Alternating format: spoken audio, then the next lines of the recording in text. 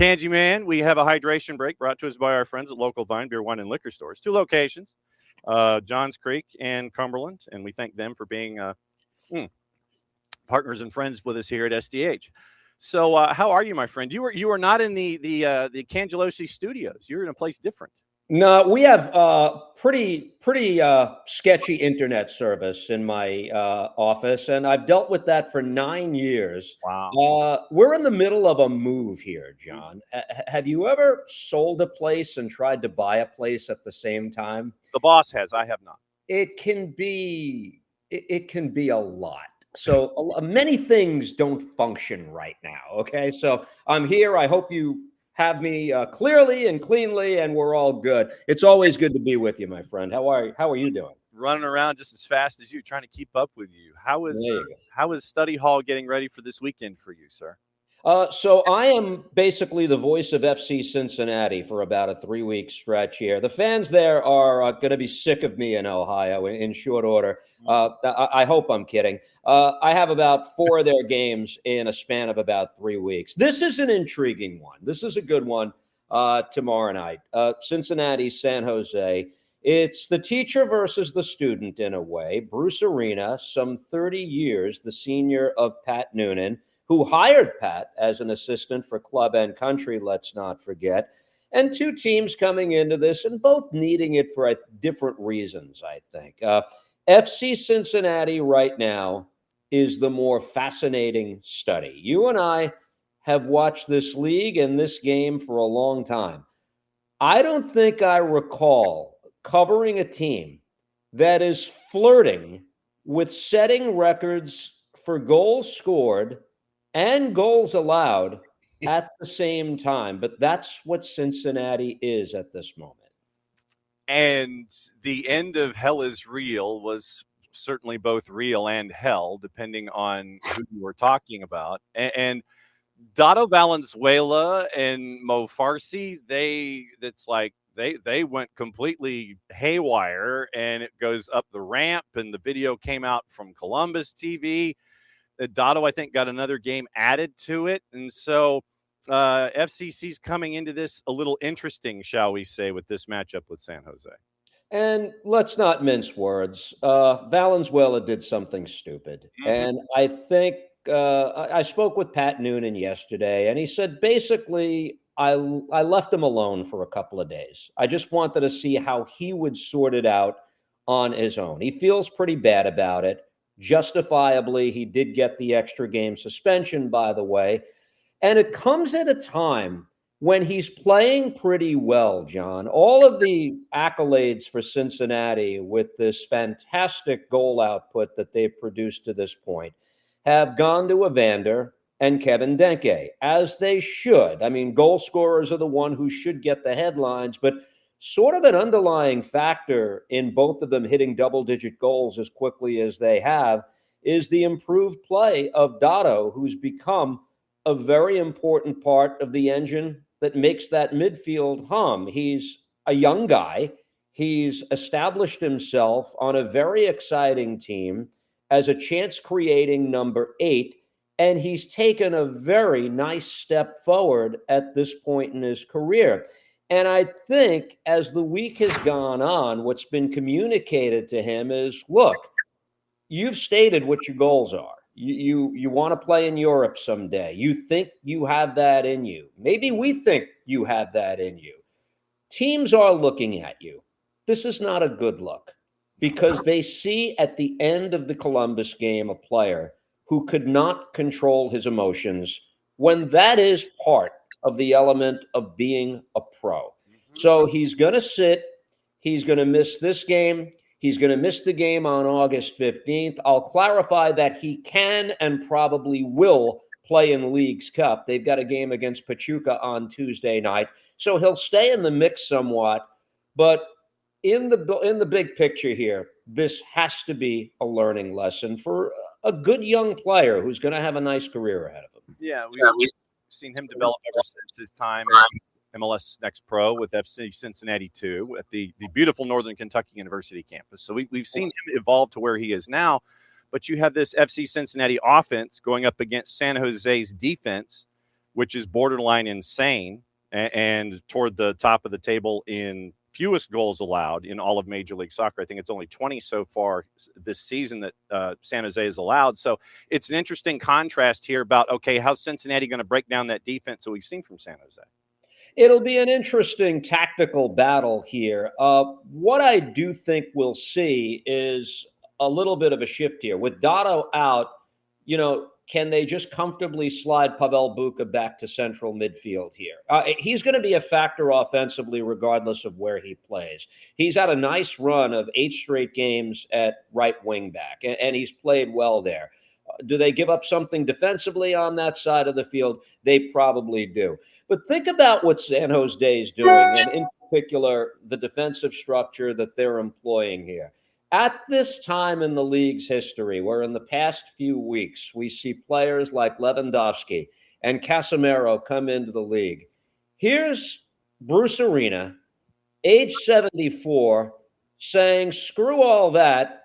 I'm going to have 8 former college players line up last week in the Cali Classico, and they came within a missed penalty of winning it. So you talk about the construction of that back four. Reed Roberts is a hell of a player, right? Team of the match day, but it goes beyond that. And I think there are a lot of people out there who say the right things. I believe in the American player. Well, Bruce Arena, based on his roster decisions as a sporting director, his lineup decisions as a head coach, his actions probably speak louder than words. It's a tough game for Cincinnati because, A, San Jose is a very good road team. They're 6-1-1 away from Northern California. And B, they get Preston Judd back this week. And what you don't want is a gifted goal scorer who was just snubbed by the people who comprise the all-star roster. And I would expect this team and that player in particular to kind of come out with guns blazing this week. Well, and I'm somewhat, the people's eyebrow on San Jose at times because it's like, do we consider the game with Orlando City as an outlier and just a clunker, and you put it in file 13 and screw the tape and don't even look at it and focus more on what happened in Cali Classico? Or do you sit there and take that game with Orlando City, kind of put it off to the side as a reference material, maybe as an appendix B or C for your evidence going into this particular game? Where do you hold Orlando City in that 4-0 clunker? I close the door on that game and I never think about it again. The frame of reference I'll use is this. The best regular season team I was ever around was 2018 New York Red Bull, okay? 2018, it was the last of their supporters shield. And very late in that season, they just got blasted on a Friday night at home. It was Orlando, I believe, ironically, that came in and did it. It was 5-1. They parked it. It was fine. Everybody moved on. They went on to meet their demise in the Eastern Conference Final at the hands of Atlanta. My point being, I think everybody's going to have those chapters of a 34-game season where you're going to have to just sit there and say, what the heck was that? And I think there was a lot of that. There was a lot going on in that particular game, too. It was Griezmann's introduction, right, to MLS.